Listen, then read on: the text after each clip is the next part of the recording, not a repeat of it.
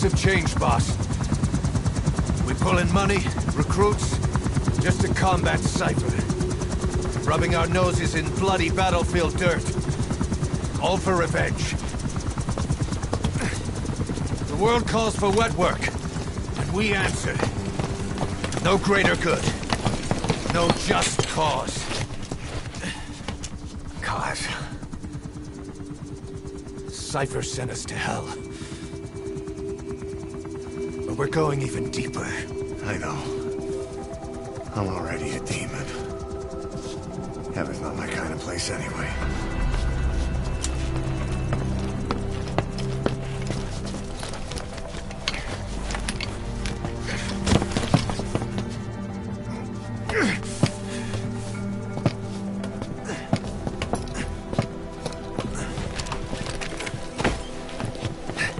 Dogs of war for 9 whole years. That ends today. Now you're not sleeping, and we're not junkyard hounds. We're diamond dogs.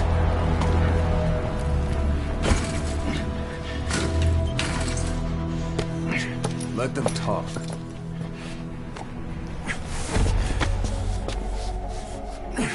We can crush Cypher, boss. And you can build the army that can do it. Just one thing, Kaz. This isn't about the past. We're fighting for the future.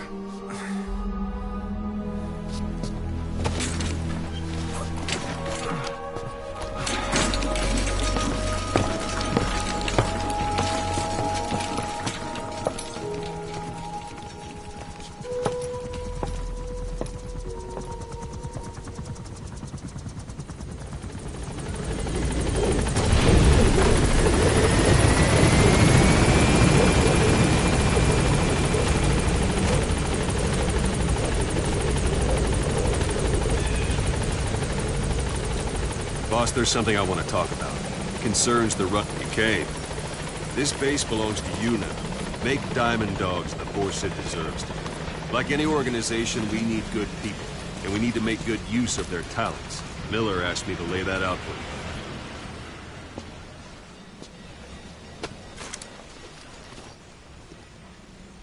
you. To start bringing people in, use this. It's a Fulton recovery device. When you're in the field, use it to extract any soldiers or prisoners you want back here. And we'll see if we can't persuade them to join the ranks of Diamond Dogs. Go on. Test it out on the staff here. Anyone you want. First, put them to sleep. You have a tranquilizer gun, don't you?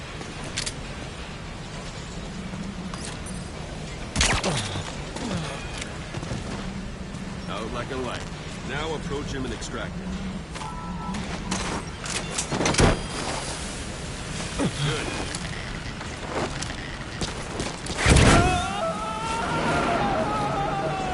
Extraction complete.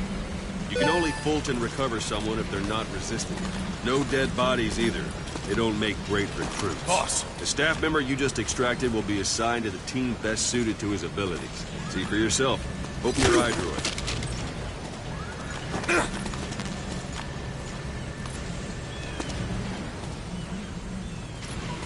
Thanks for that, boss. Select staff management from the Mother Base menu.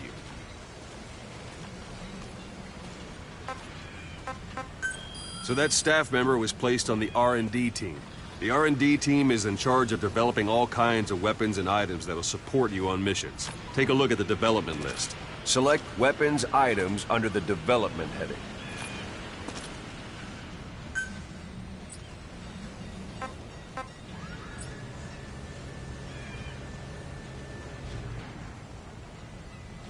What's wrong?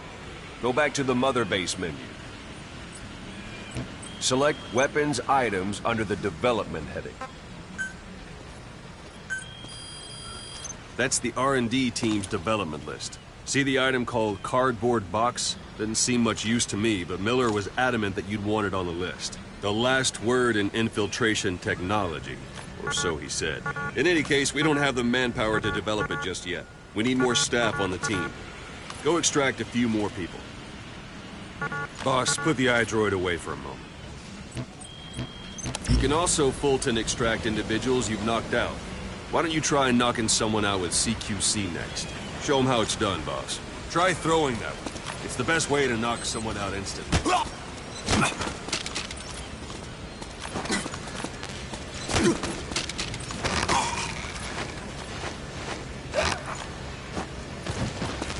I suppose that works too.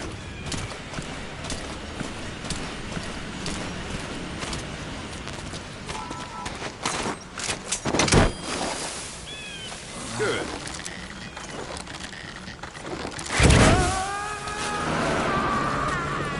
Extraction complete. One thing I should mention. A Fulton extraction won't always be successful. If the person is injured, the shock of it could kill them. And if the weather's unfavorable, well, they could end up going missing. You can determine the chance of success by approaching the person you want to extract. If you want to be sure you can get them out, best carry them to the chopper instead. All right, extract the next staff member.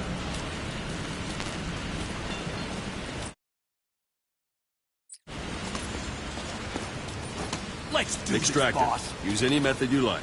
Start by knocking him out, or you can put him to sleep. If there are multiple adversaries nearby, perform CQC on them in quick succession. This allows you to take them all out before any of them can strike back.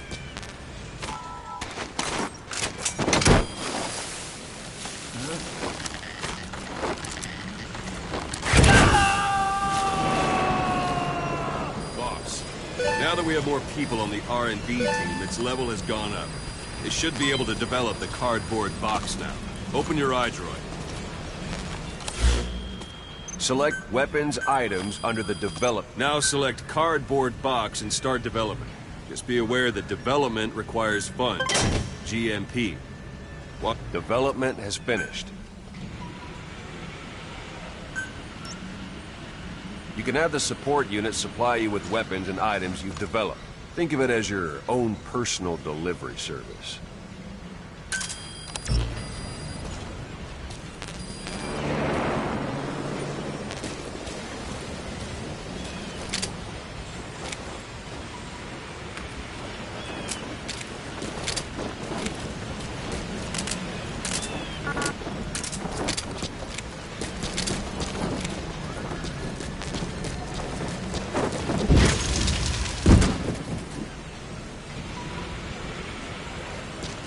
There it is. Not sure what it's good for, but Miller said you know what to do. Try it out. One last thing. The staff members you extracted were all placed on the R&D team, but that was Miller's decision. If you think they belong somewhere else, you're free to move them around. Well, that about does it. You won't make any GMP or find recruits hanging around here. Board the chopper when you're ready for a mission.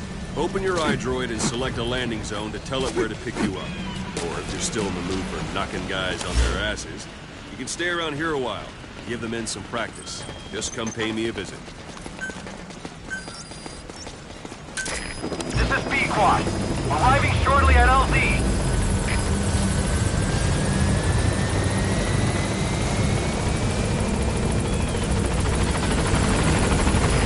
This is B-Quad. On station at LZ.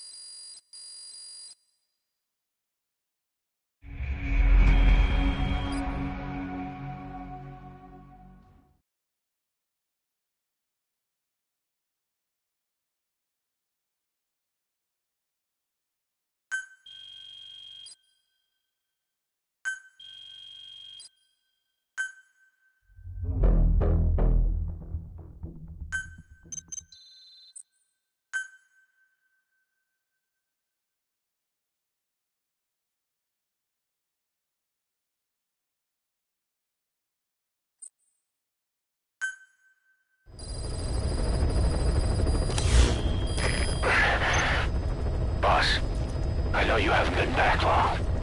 But I prepared a list of missions for you. Open your iDroid.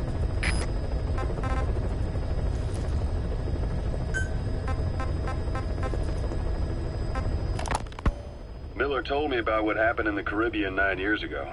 You do remember Miller. You'd formed a private army with him. An army with no allegiance to a nation. I remember, but... I see. You're not sure what's fact and what's a fantasy caused by the coma. It's still all a mess, huh? All I can do is tell you the facts as they were told to me. I've gone easy on you up until now. But this is where the hard stuff begins. 1974, the year before you entered your coma. You were in Colombia, operating with a small unit of men. Basically mercenaries. Miller was among them. Miller was trying to find a way to turn his and your talents into a line of work. He was looking to start a business where you would fight on behalf of others around the world, those who needed military force. But the reality was, at that time, you didn't have enough gear to equip your own men. Then Miller came across this client. It was a huge job he was offering, but you had a shot at pulling it off. You accepted it and headed into Costa Rica.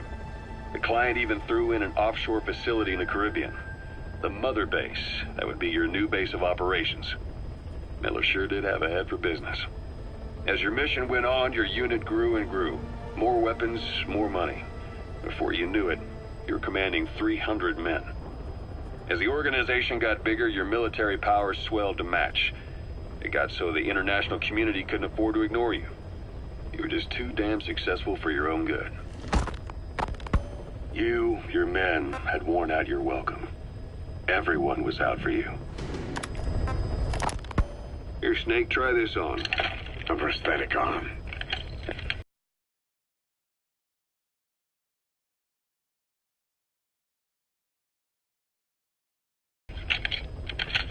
There. I can still...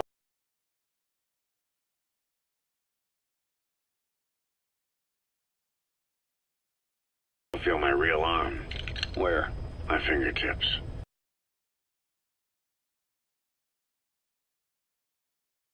Like phantom pain. Your brain's still... Moment. Now the shrapnel in your skull is...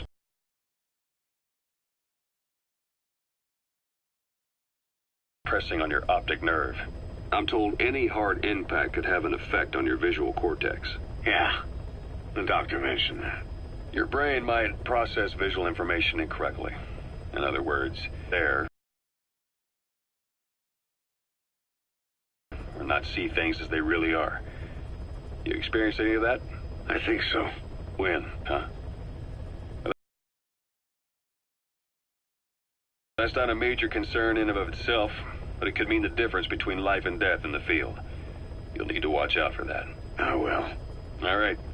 You should continue your physio. We'll be arriving soon. It's the last chance you'll get.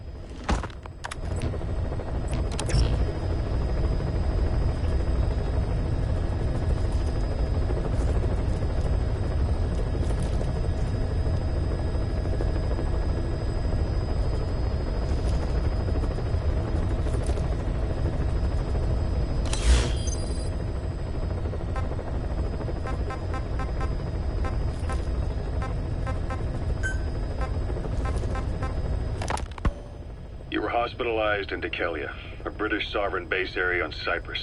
It's part of British overseas territory that falls outside of Cypriot jurisdiction. You got moved from Cuba's Little America right into Cyprus's Little Britain. Why Dekelia? The UK and the US remain close allies. The last place Cypher would think to look for you is inside their own system. That's what kept you safe in British military hospital for 9 years. The safest place from a whale is inside its own belly. You were a regular Geppetto. Well, it wasn't Pinocchio who led me out to safety. So who was that guy? Cypher went so far as to attack British territory, burning their own ally. That's how badly they wanted you dead. He said I was in a British military hospital. But the doctor had a Greek accent. They hire locally. Easier to trust them. Dekelia is also home to Greek Cypriots, after all. What about the Turks? They haven't returned to the south. Not yet. The Cyprus dispute is still a long way from resolved. The country is just as split as it was in '74. Turkish Cypriots in the north, Greek Cypriots in the south. Between them, the Green Line, the UN established. And Decalia sits right on top of it. It does. Part of the buffer zone between the two groups. Another reason it was the perfect place to hide you. Easy to spot any outsiders snooping around. So how do things stand? Now, last year, the Turks declared that the Turkish Republic of Northern Cyprus is an independent state, though it's only Turkey that recognizes it. In the past, the Greeks and Turks lived side by side in the same villages. There are reasons to fight. Those came from the outside. Greece, Turkey, Britain, America, they all have their own stake in pitting the two sides against each other. But once you spark something like this, it's impossible to control. Both sides build up grudges like debt, without the foresight to see that each act of revenge just fans the flames, and then it's too late for other nations to rush in with peace talks. The embers keep on smoldering. Each nation's arrogance only breeds anarchy. The world is paralyzed by this hunger for revenge. Cyprus is no different.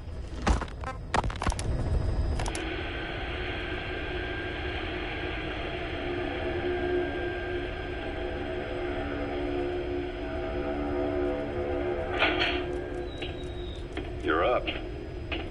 We're changing ships? We can't go sailing the Suez in a whaler. The Suez Canal. When did they reopen it? Not long after you were attacked. Once they finished sweeping it for mines after the Arab-Israeli conflict. Can you stand? We've got a trans-tainer ship. There we Peshawar to the Zero Line, the border. We'll travel to the... And then? We continue on horseback. Afghanistan's main road. We'll need to go... The Soviets still haven't. Our time frame is only half as much as... Better horses than boats. Well, it'll make for good physiotherapy. Take the time to get used to that new arm. While the Soviets have indicated they are not participating in the Los Angeles Olympics... Ocelot. I hear they started calling you Shalashaska in Afghanistan. What's that about? You know the term Sharashka? It's slang for a suspicious, hastily thrown together organization. The word became associated with a type of forced labor facility in the Soviet Gulag system. OKB scientists and engineers who'd been convicted of crimes were sent to a Sharashka for forced R&D.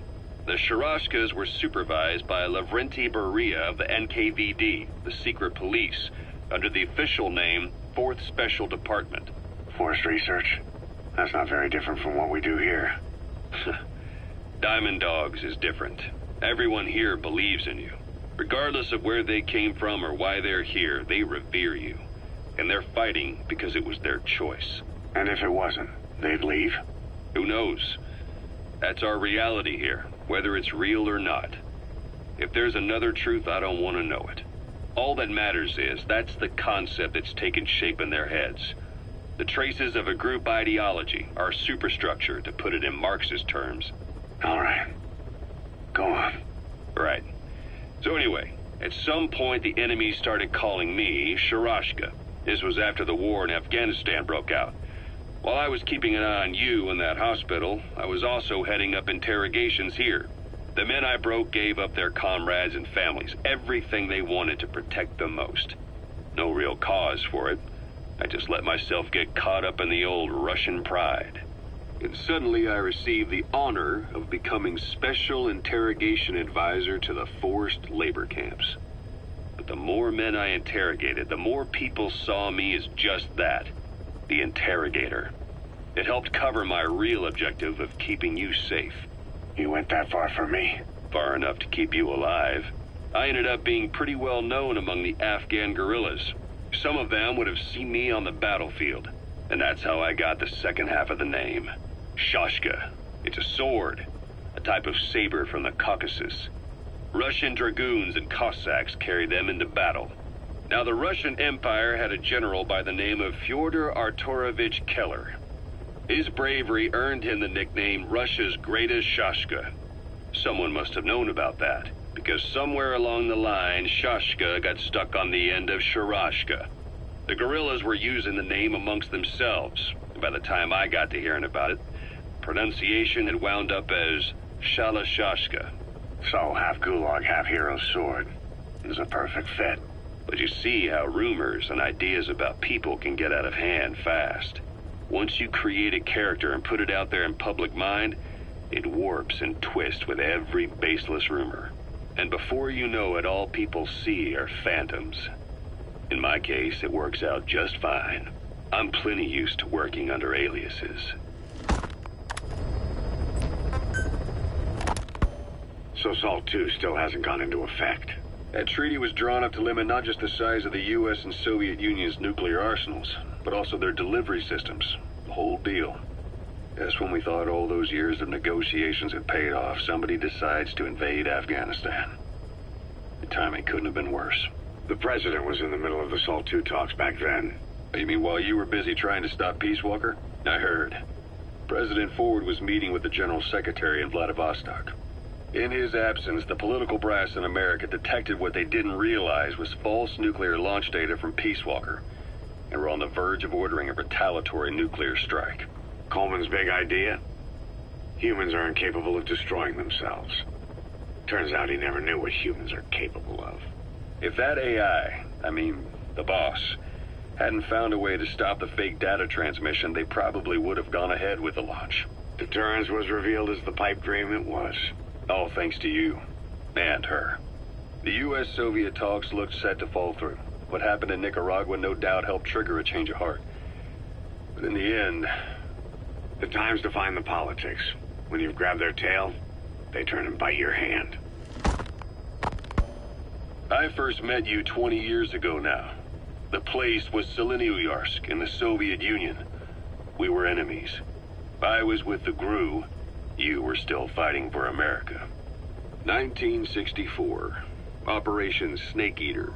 Its objective? The assassination of the legendary soldier known as the Boss. When you returned home successful, they awarded you the title Big Boss. Your CO, Zero, sought to carry on the boss's will by covertly establishing his own organization. You knew the original members from Operation Snake Eater.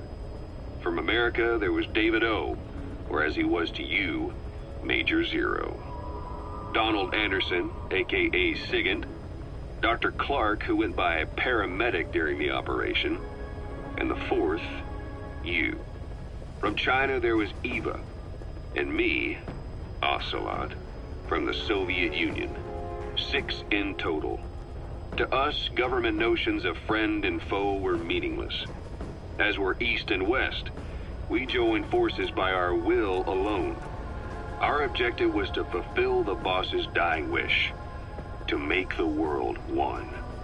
And to do it, Zero used the Philosopher's Legacy, the secret war fund you obtained during Operation Snake Eater. This organization would go on to become Cypher. I, on the other hand, was left with the problem. You only recovered half of the legacy. I had to locate the other half myself. When I found the funds, I passed them on to Zero, just as you wanted. I still trusted him in those days. We thought what he was doing was the boss's will, until he started that one project. Les enfants terribles, Zero called it. You parted ways, as did Eva, leaving only Anderson and Clark still with him. I maintained limited contact, although truth be told, we were just keeping tabs on one another. The reason was always you. After you returned to the Army and created Foxhound, you left America. For a time, even I'd lost track of you. I'd imagine Zero did too. You always were the best when it came to hide and seek. Zero created Cypher, an information network to tap into every corner of the globe. Woven together, Cypher's arteries make the world just one big organism. And that's not all. It also monitors the thorn in Zero's side. That's you, tracking your coordinates wherever you might go. The further you strayed from your roots, the larger Zero became. It's as if he was trying to close the gap between you. But before long, he disappeared from public life. Only a few people had direct contact with him. For a time, I was one of them. Then a year after you fell into your coma, he slipped out of sight entirely. Since then, nothing. No photos, no recordings, not even a reliable rumor as to his whereabouts. I tried every method I could think of, but Zero was gone. Freed of his control, his creation, his power continued to grow. Cypher is a great beast, and Zero was its spine. But even without him, it's endured, evolved. But now its body is rotting, riddled with parasites. Parasites like the ones who attacked you 9 years ago in the Caribbean, and then at the hospital. Cypher's Black Ops unit, XOF. They learned where you were, and came to wipe the slate clean.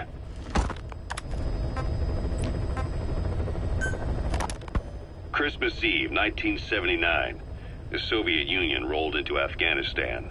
Muslims had revolted against the Soviet-friendly regime established the year before. The DRA forces could no longer contain it themselves, so the Soviets went in to intervene.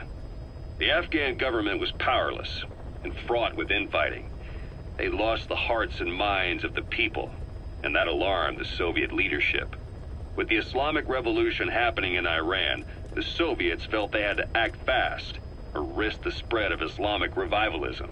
A superpower, sending a motorized rifle division against men on horseback with antique rifles.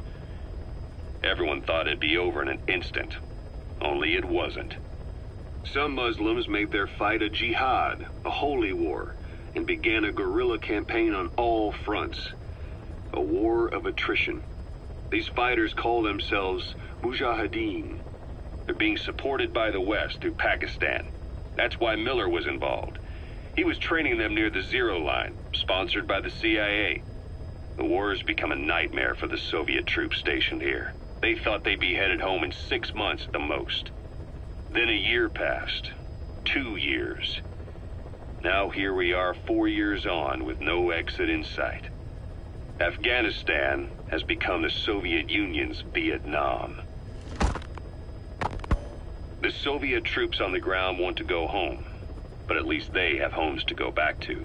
The Afghans have lost theirs. The Soviets destroy the kishlaks, villages, wherever they can. They burn down homes and fields, fill in wells, turn pastures into minefields. It's created a mass of refugees who fled to Pakistan. If the Mujahideen are fish swimming around the villages, the Soviets will go so far as to dry out their ocean. But this has had a big price. There's bitter resentment among the Afghans, and they're taking out their anger on the soldiers on the front lines. Among the Mujahideen are the Pashtun people. They're fiercely devoted to their code of Badal, or revenge. Soviets they've captured have had their hands, feet, and noses cut off before being left to die at the side of the road, just to show their comrades what they're capable of. Friendlies who come across them can do nothing but put them out of their misery. Then they burn down another village in retaliation. And the cycle of vengeance goes on.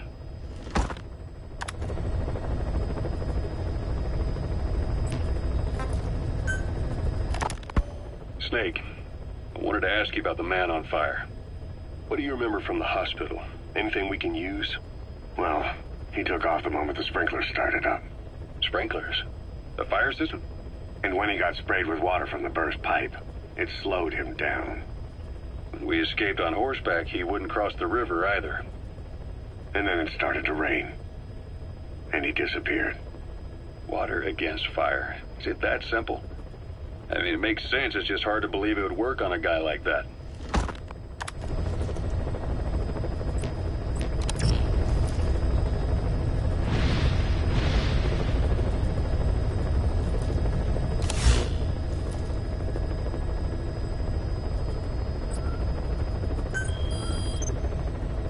I've taken the job offers Diamond Dogs has received and made a list of those I want you to consider.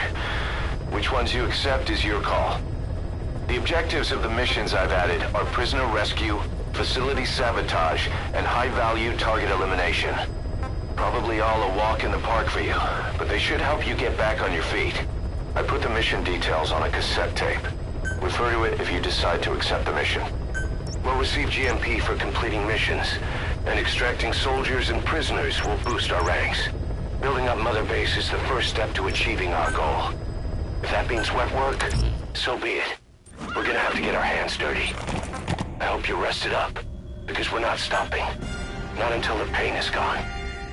The future of Diamond Dogs is in your hands. We're counting on you, boss.